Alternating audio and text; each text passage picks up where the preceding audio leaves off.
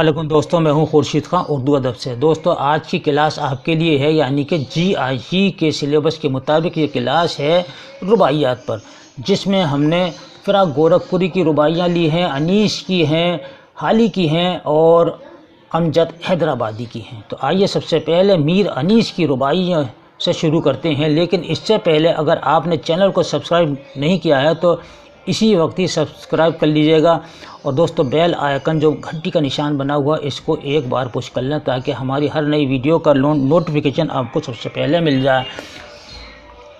और आपसे दरख्वास्त है कि दोस्तों वीडियो को लाइक करें, शेयर करें। हो सकता है कि आपके शेयर करने से किसी और का भी भला हो जाए, और इसके साथ ये उर्दू के फ़रोग़ का काम होगा कि अगर आप इस वीडियो को शेयर करेंगे। आइए शुरू करते हैं। सबसे पहले कि गुलशन में फिरूं के शहरे सहरा देखूं, या मादनो कोह दस्तो दरिया देखूं, हर जा तेरी कुदरत के हैं लाखों जलवे, हैरान हूँ कि दो आँखों से क्या क्या देखूं। मीर अनीस कह रहे हैं कि खुदा की कुदरत इसमें बयान की है उन्होंने। वो कहते हैं कि मैं किसी बाग में जाऊं या सहरा को देखूं, पहाड़ जंगल दरिया कानों को देखूं, जहां जाता हूं तेरी कुदरत के ही जलवे दिखाई देते हैं। मेरे पास तो सिर्फ दो आंखें हैं, मैं हैरान हूं कि इन दो आंखों से तेरी कुदरत के कितने जलवे देखूं, कि हैरान हूं कि दो आंखों से क्या क्या देखूं। गुलशन में फिरूं के शहरे सहरा देखूं। दोस्तों, इससे शायर से क्या मुराद है?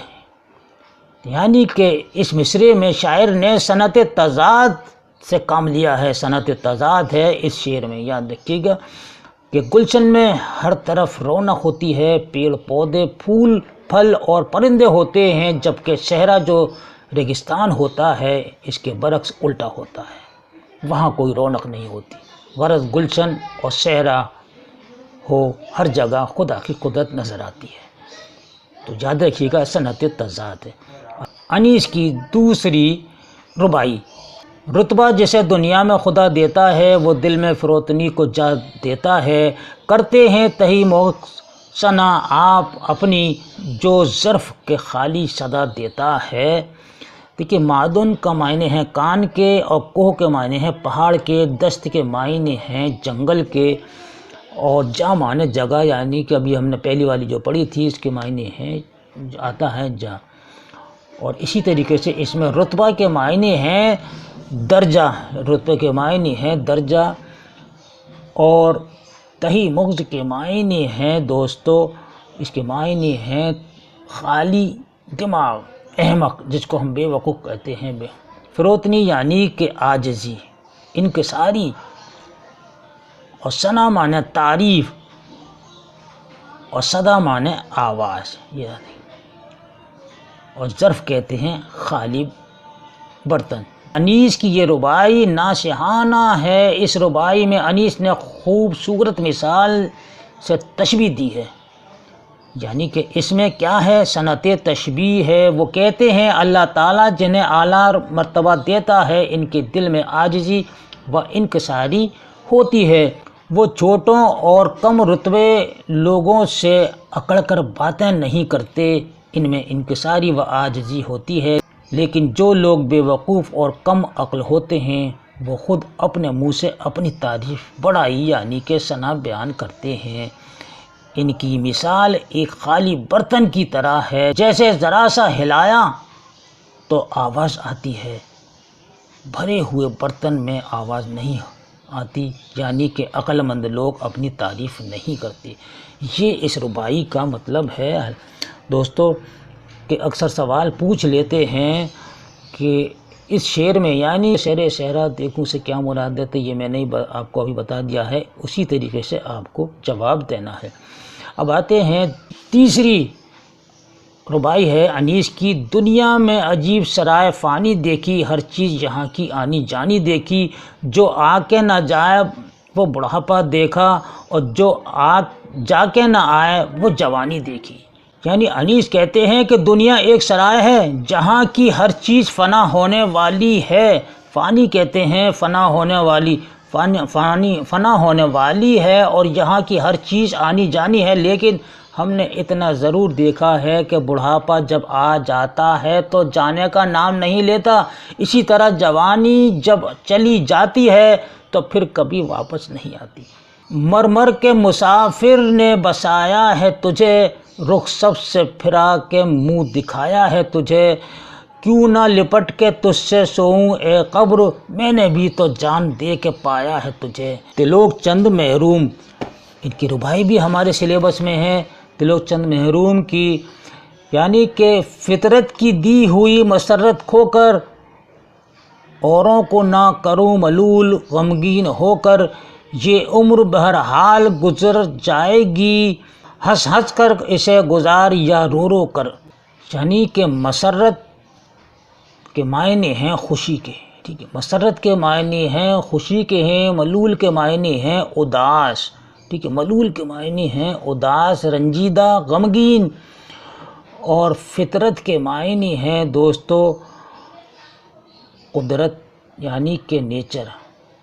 فطرت کے معنی ہیں قدرت یا نیچر۔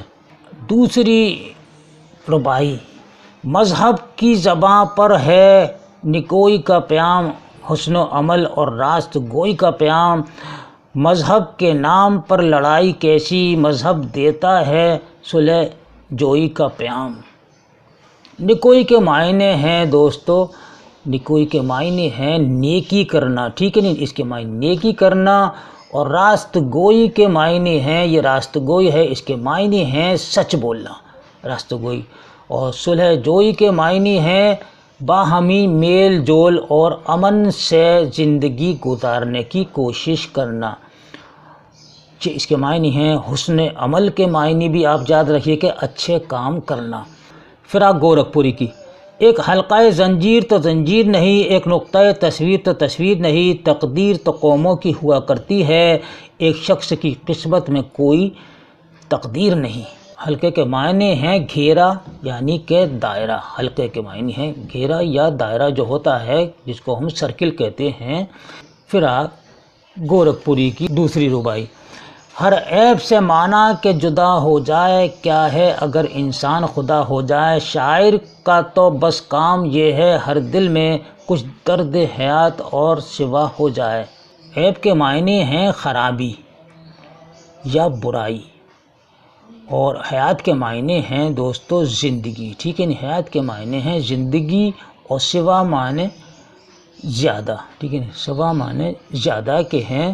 خواجہ الطاف حسین کی ربائی، ٹھیک ہے، مشکل الفاظ ہیں، صنم کے معنی بت کے ہیں، آتش کے معنی آگ کے، دہری کے معنی ہیں لا مذہب۔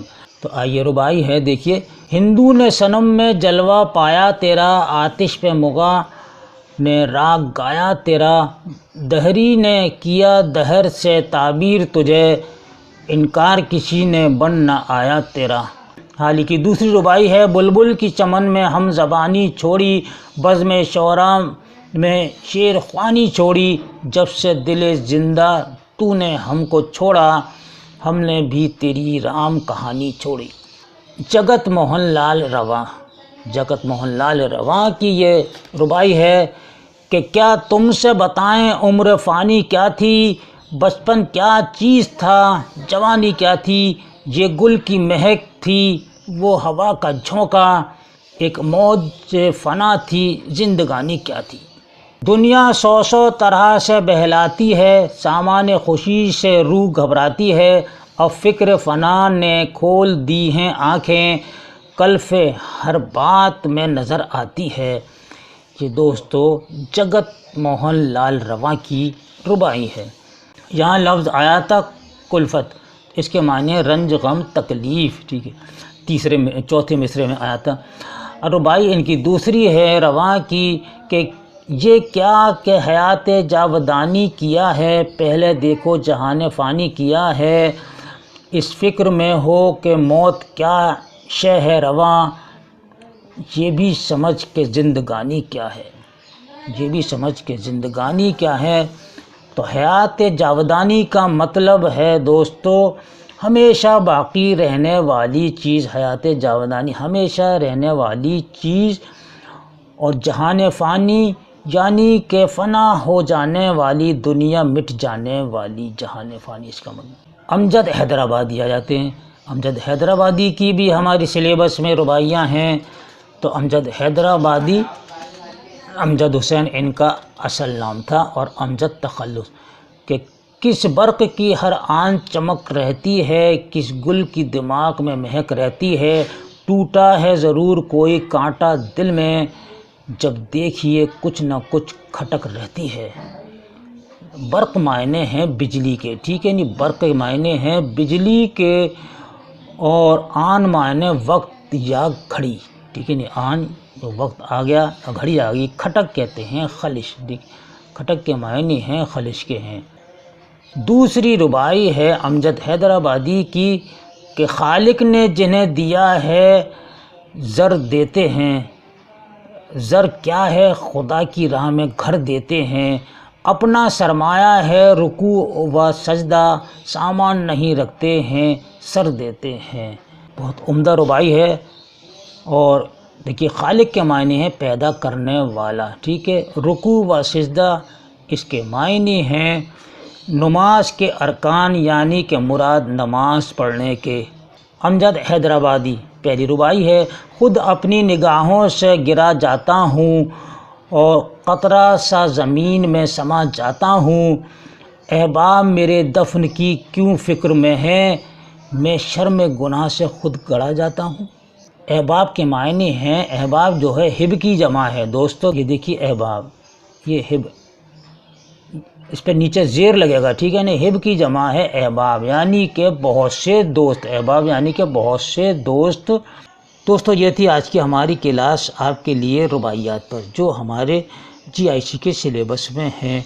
یہ رباعیات آپ کے لیے بے حد کارآمد ہیں دوستو۔ ان رباعیات کو غور سے آپ پڑھیے گا اور سمجھیے گا، اور ان میں سے کوئی بھی رباعی کا شعر پوچھ سکتے ہیں کہ یہ شعر کس صنف سے ہے، تو آپ اس کو رباعی کا بتائیں گے، یا یہ رباعی کس شاعر کی لکھی ہوئی ہے تو شاعر کا نام بتائیں گے، یا امجد حیدرآبادی ہیں، فراق گورکھپوری ہیں، حالی ہیں، یا روا ہیں، جو بھی ہیں اس میں سے آپ کو صحیح ٹک کرنا ہوگا۔ تو اس کے ساتھ ہی اگلے ٹاپک تک کے لیے مجھے اجازت دیجیے، اللہ حافظ۔